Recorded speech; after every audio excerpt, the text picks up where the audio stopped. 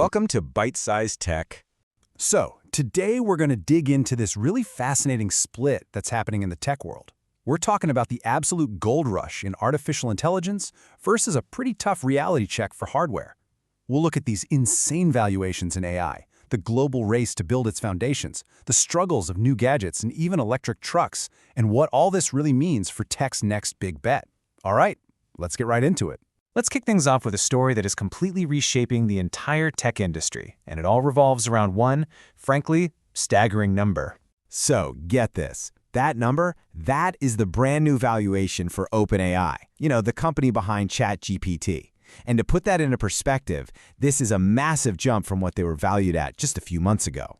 Okay, so the big question is, how on earth does a company get this valuable this fast?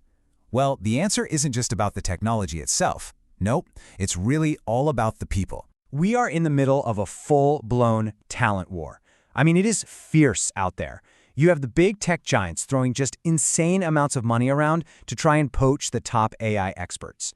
So deals like this one that let employees sell their shares, they become absolutely crucial for a company like OpenAI just to keep their best people from walking right out the door. And this quote, it just perfectly captures the whole vibe out in Silicon Valley right now. Investors are basically betting that these AI companies are going to be the next trillion-dollar giants. So these valuations just keep getting pushed higher and higher. It's all about staying in the game. Okay, so now let's switch gears a bit and see how all this abstract value is actually built on something much, much more physical. Right, so this whole AI explosion, it's not just happening up in the cloud, It needs a massive, and I mean massive, physical and strategic foundation right here on the ground. And this is where things get really interesting. This quote completely reframes the whole conversation. We're not just talking about software anymore. We're talking about something that's now being seen as a critical national asset. So to protect this so-called digital reserve, the US government is actually thinking about taking a direct stake in a chipmaker like Intel. The whole goal here is to bring that supercritical manufacturing back home to American soil and rely less on these really vulnerable overseas supply chains. And hey, it goes way beyond just the chips. Investors are now pouring cash into what you might think of as more old-school industries, things like real estate, power, industrials. Why? Because you need all of that stuff to build and run the massive data centers that are the real engines behind AI. Okay, so now let's pivot from all this explosive growth to a very different story. So while the world of AI software feels like it has absolutely no limits, the world of physical hardware, yeah, that's hitting some very, very hard limits. And this right here, this really captures the whole tale of two techs we're seeing today. On one side, you've got these soaring valuations and exponential growth. And on the other, well, it's kind of like hitting a brick wall. Let's kick this off with what was probably one of the most hyped up hardware launches in years. I mean, just think about it for a second. We're talking about Apple, right? The company that gave us the iPhone, these blockbuster hits. They spent almost a decade and a staggering $10 billion on a product that, well, a lot of analysts are flat out calling a flop.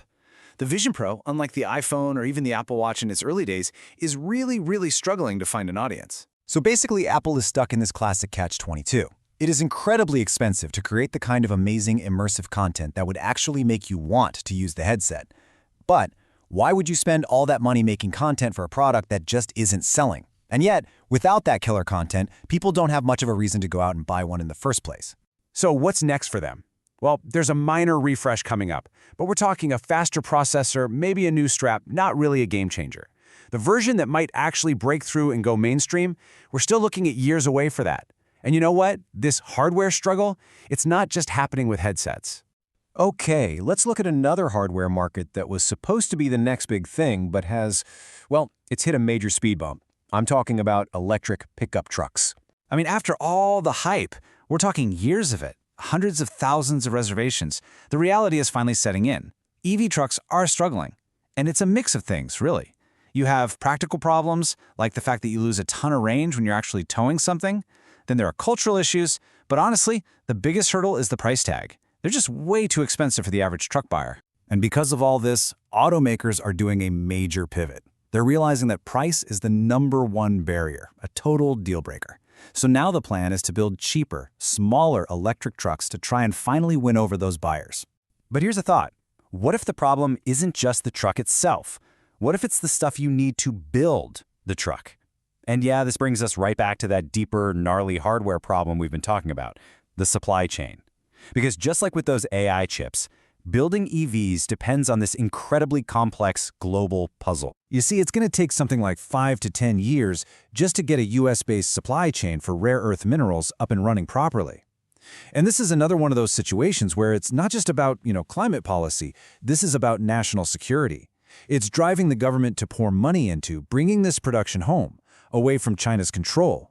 All right, so we've looked at two totally different stories here, haven't we? On one side, you've got this digital gold rush in AI, and on the other, this tough, grinding, real-world reality for hardware. So what's the big takeaway from all of this? Well, here's the split in a nutshell. You have AI, where value seems to double overnight and the biggest fight is over human talent. And then you have hardware, where progress is measured in years, sometimes even decades, and it all depends on securing tons of physical raw materials and building out this massive infrastructure. And this stark contrast really leaves us with a huge, provocative question about the future of innovation, doesn't it? If you enjoyed the episode, please like, comment, share, and subscribe.